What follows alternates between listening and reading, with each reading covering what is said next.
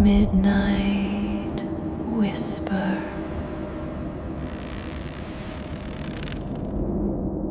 The hiss of the campfire and the chirping of crickets were supposed to be our soundtrack for the weekend. Just the four of us, me, Liam, Maya, and Chloe. We'd picked Blackwood Forest, a place famous for its towering ancient trees and, as we'd soon learn, its chilling local legend.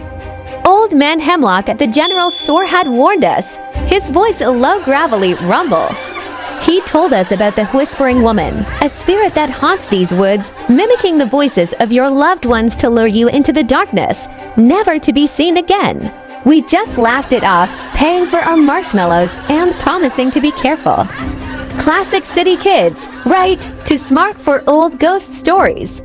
The first night was perfect. We roasted hot dogs, told dumb jokes, and watched the stars emerge one by one brighter than we'd ever seen them in the city.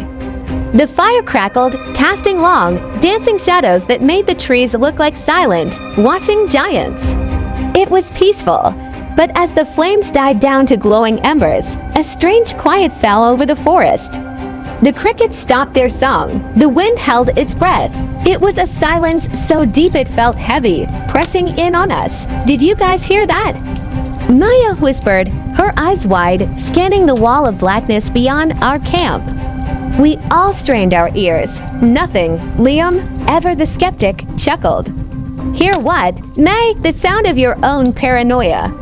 He nudged her playfully, but his smile didn't quite reach his eyes. I felt it too. A prickle on the back of my neck, the kind that says you're being watched. We decided to call it a night, zipping ourselves into our tents, trying to shake off the unease. I must have drifted off, because the next thing I knew, I was awake, my heart pounding. A voice had cut through the silence. Chloe, honey, are you out here? It was faint, but unmistakable. It sounded exactly like Chloe's mom. I sat up, my sleeping bag rustling. Chloe's tent was next to mine. I heard her zipper go down. Mom, she called out, her voice filled with sleepy confusion. What are you doing here? Then, silence again. I held my breath, waiting for her to come back, to tell us it was just a weird dream. But the minutes stretched on, and the only sound was my own frantic heartbeat. Chloe? I called out softly. No answer. I scrambled out of my tent. Liam was already standing by the dead campfire, a flashlight beam cutting nervously through the dark. Where's Chloe? He asked, his voice tight. Maya emerged from her tent, rubbing her eyes. What's going on? She asked. I told them what I heard, the voice, Chloe's mom. Liam's face went pale under the moonlight. The old man's story, he breathed, the Whispering Woman. We started calling her name, our shouts swallowed by the immense, dark forest. Panic was a cold knot in my stomach. We searched the immediate area, our flashlights bouncing off endless trees. There was no sign of her, no footprints, no broken branches. It was as if she had simply vanished into thin air. We regrouped at the camp, for now a tangible thing between us. We decided to stay together. To wait until sunrise, sleep was impossible. An hour later, another voice drifted from the woods. Liam, bro, over here. I found something. It was my voice. I swear, it was my own voice, clear as day, calling from somewhere deep in the trees. I froze, my blood turning to ice. Liam spun around, his flashlight beam piercing the darkness. Stay here, he said, his jaw set. I'm not falling for that. But the voice called again, this time with a note of urgency. Liam, hurry, I think it's a trail. It could lead to Chloe. He hesitated, torn. Maya grabbed his arm. Liam, no, it's a trick. He looked at her, then at me, then back into the suffocating darkness. But what if it's not? He whispered, his desperation raw. What if she's hurt? The voice called again, sounding exactly like me, pleading for help. Liam, please, I need you. That was all it took. He shook Maya's hand off and plunged into the forest, his flashlight beam disappearing among the trees. Liam, we screamed, but he was gone. We stood there, paralyzed, listening to his footsteps fade, replaced once again by that horrifying, heavy silence. Now it was just me and Maya. We huddled together by the cold ashes of the fire, back to back, refusing to look into the woods. We didn't speak. What was there to say? We were trapped, hunted by something that wore the voices of our friends. Tears streamed down Maya's face, silent and constant. The first hint of dawn was still hours away. Every rustle of leaves, every snap of a twig sent a fresh wave of terror through me. Then it came for her. Maya, baby, it's me. The voice was soft, gentle. It sounded exactly like her dad, who had passed away 2 years ago. My stomach lurched. This monster. It wasn't just mimicking us. It was using our deepest loves, our most painful memories against us. Maya let out a choked sob. Dad, she whispered, her voice trembling. No, Maya, no, it's not him, I pleaded, grabbing her hand. It was ice cold. It's the thing in the woods, remember? But it sounds just like him, she cried, her eyes unfocused, staring into the blackness. He sounds so sad, the voice called again, full of sorrow. Maya, I miss you so much. Come to me.